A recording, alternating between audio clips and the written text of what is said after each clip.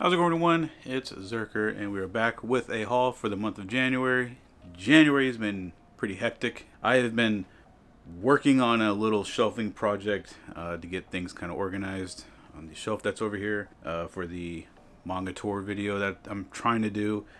Uh, it's just been crazy. So if everything kind of looks out of whack in the back behind me, that's what's going on. It's a lot of organization, a lot of just cleanup, a lot of unhauling, moving series out, things like that. But that's for a different video. Today we gotta do the haul. This is a haul I am excited to do. It's one I was able to finally knock off a series from my 2023 collection goals video, and I was also able to get some series that I've been thinking about and looking at, and one that ended up being something entirely different than what I actually thought it was. So let's get started. And we're gonna just start off with the series that I didn't realize was gonna be what it actually ended up being. I saw a lot of people talking about it, and I thought it was just going to be kind of like your run-of-the-mill manga, but it actually is a Faku Productions or book, so it's pretty much going to be some sort of hentai. But yeah, I went ahead and picked up Nana and Karu, I don't know.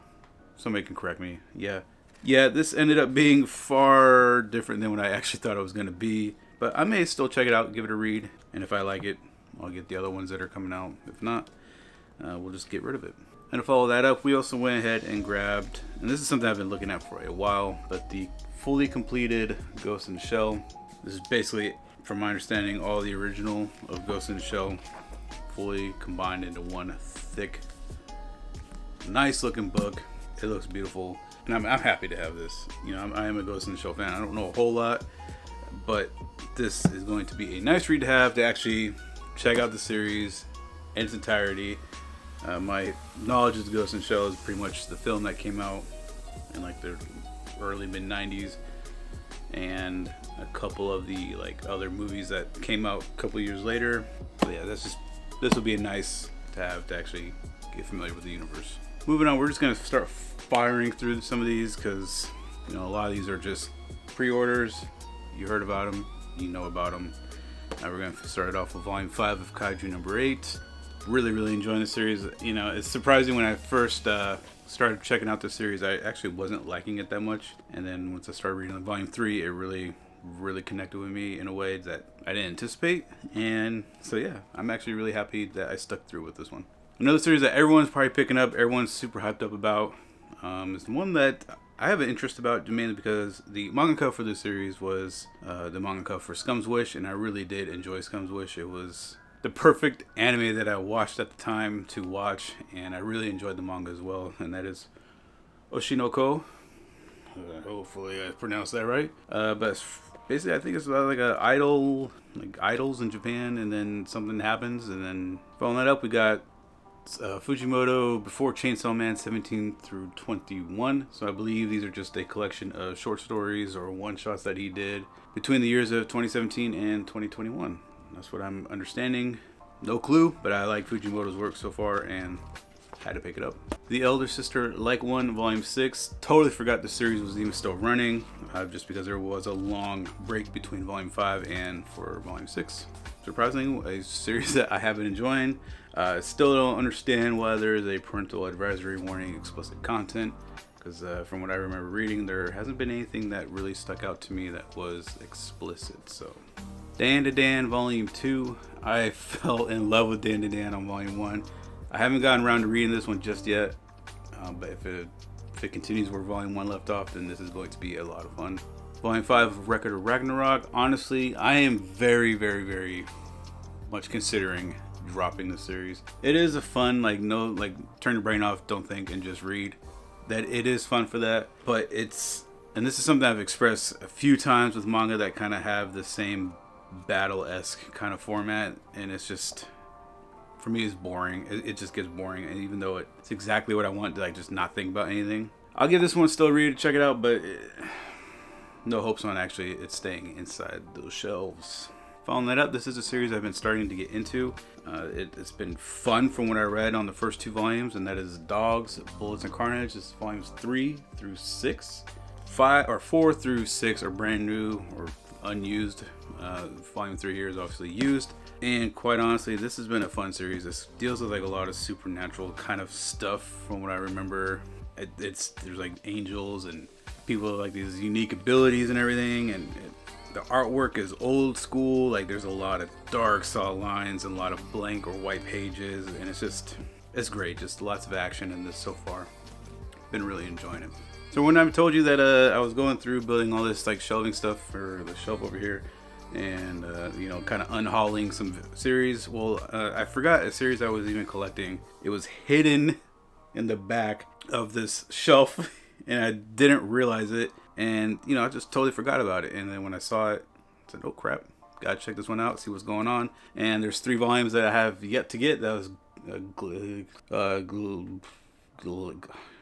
Gleipnir 10 through 12. Decided to continue getting this series because I really did enjoy what I read of the first couple volumes that I do have, and I really did enjoy the anime with that it came out. So curious to see what goes on. I know it's going to end soon.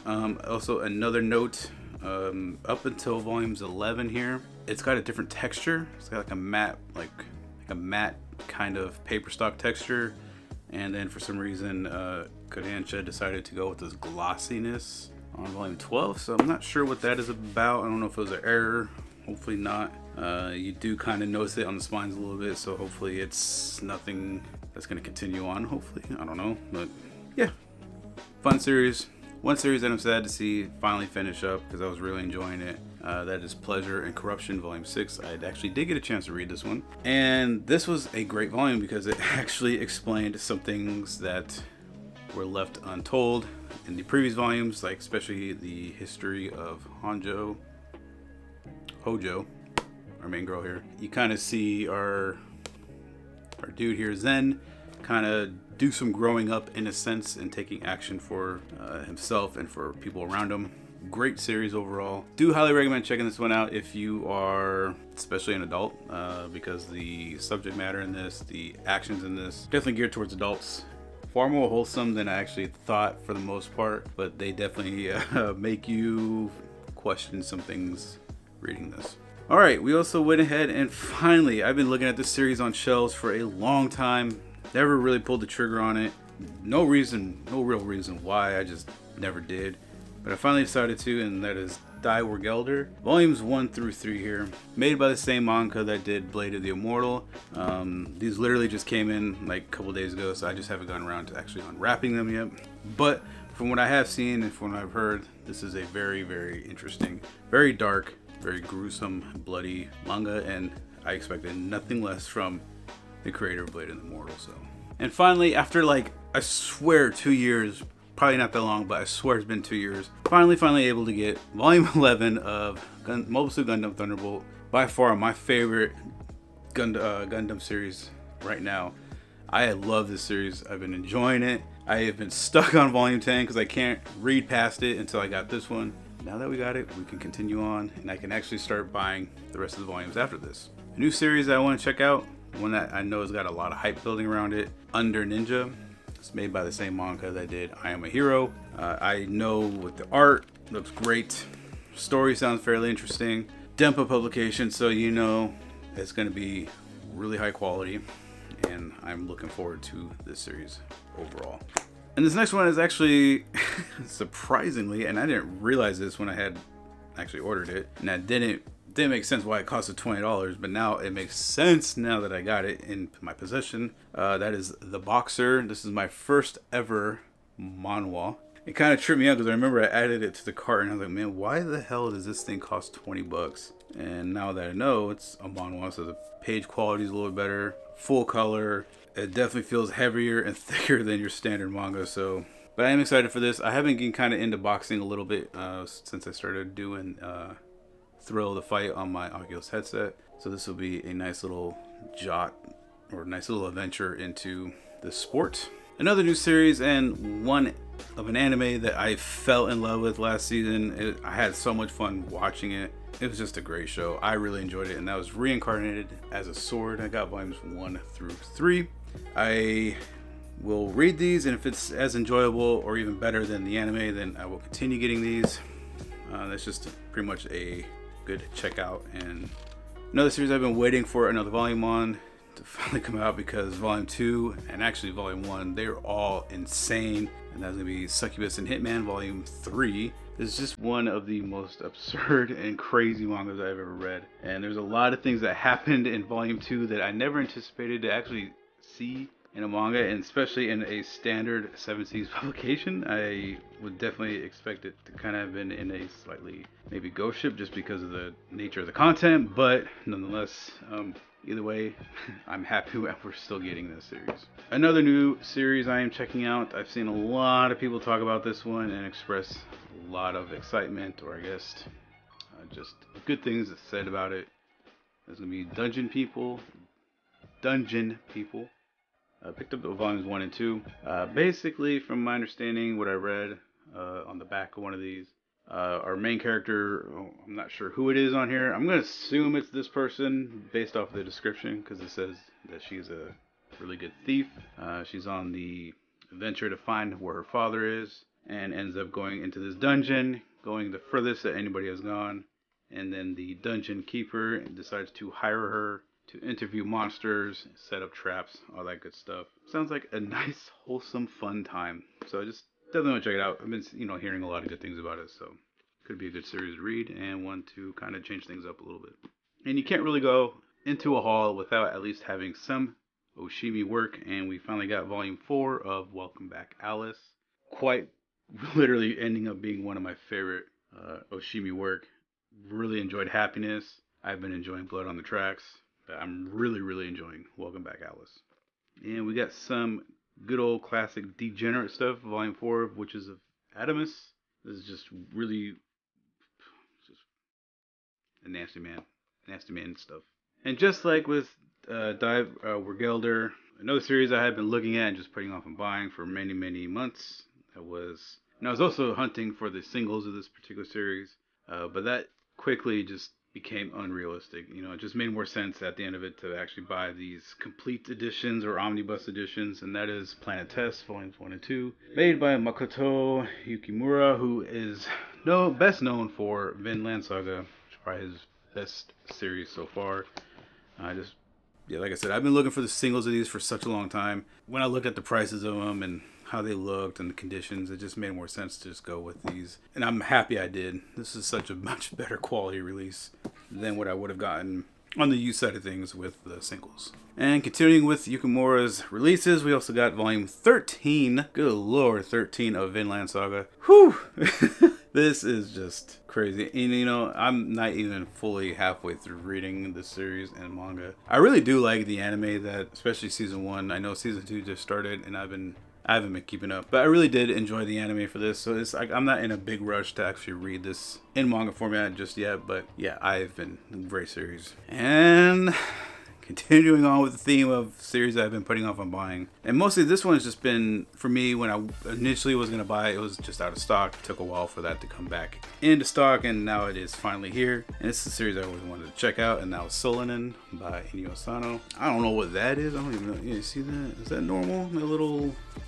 Oh, that is. I don't know if that's something I did. Probably just being on the books. But anyway, series I've been wanting to get from Inyo Asano, just been out of stock forever, and finally kind of remembered that I wanted it, so I was able to get it. Now these next 4 are actually very recent, like just delivered last night. I don't know what came over me, but I really wanted to get some of, I think I may have gotten all of what's been released for Satoshi Kon. I don't quite know just yet, but I really wanted a lot of Satoshi Kon's work because I like Perfect Blue. I loved Paprika. Pretty sure he had some work with Tokyo Godfathers, but I really liked his work. I really liked those styles and like what he has to show, and I just liked it. So I decided to pick up what I could find of his manga that was in English. So we're just gonna fire through these real quick. We got Tropic of the Sea, Opus, Seraphim 266613336 Wings.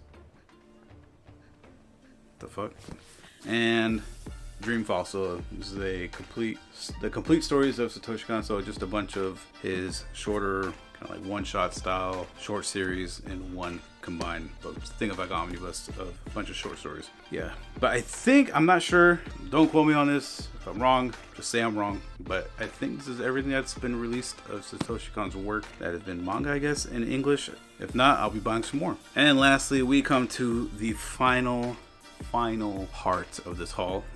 This is a series that has been a very pain in the butt to get, just because it is severely out of print, especially volume 6 in particular. I've seen volume 6 go for as much as getting volumes 1 through 5, then 6 and 11. So like literally I've seen volume 6 go for $250 just for the one volume. I was able to find this series, and I feel like get a good deal for what I got. And I had the money, so I said, why not? And I decided to get all 11 volumes of Jormungand, including the infamous Volume 6. And this series is a series I've been putting off on watching, because I know there's like a 2-season anime out. I just been putting it off just because I know I was going to get the manga. And I know I wanted the manga, so I just been putting it off. And it is a series that I believe was coming out around the same time as Black Lagoon, or just maybe slightly before or after it. For some reason, I think Black Lagoon just took off far more than what Jormungand did, which is hopefully not a bad thing now that I'm thinking about it while holding these mangas in my hands. But nonetheless, they share a lot of similarities. They're mercenaries in both series. I think the issue with Jormungand that Black Lagoon didn't really have was that Jormungand takes a more comedic kind of style to situations, or just overall. I think Black Lagoon was a far more serious manga, or series in general, while Jormungand is just kind of, from what I have read a little bit in volumes 1 and 2, just kind of came off as having a lot more comedy to it, and it also kind of did a lot of the typical tropes that you see in a lot of manga. For instance, like you get, like the big-chested woman who's like doesn't want to be harassed, and she's really buff, and of course as the guys want to hit on her and talk to her, get to know her or whatever, she like beats them up, things like that. It's just kind of just dumb things like that, and that is very tropey inside of manga and anime in general. So to me, I guess that is probably one of the biggest reasons why I didn't do so well or become as popular as I feel like as Black Lagoon did. Personally, I don't think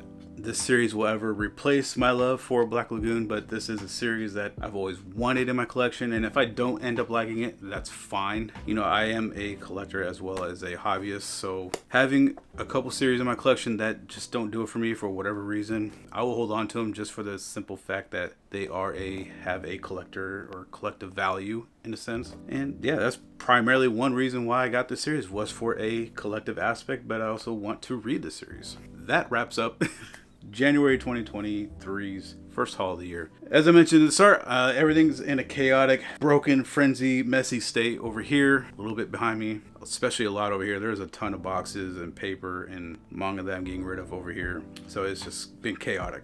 So what I do plan to do when I do my manga tour video, which will be hopefully a couple days after this one, I hope to showcase at least what I got, and then inside that you'll see what I am getting rid of and why. So with all that said, that's what's coming up down the line. Hope this haul was good. I really enjoyed this haul, and I'll see you guys next time. Peace.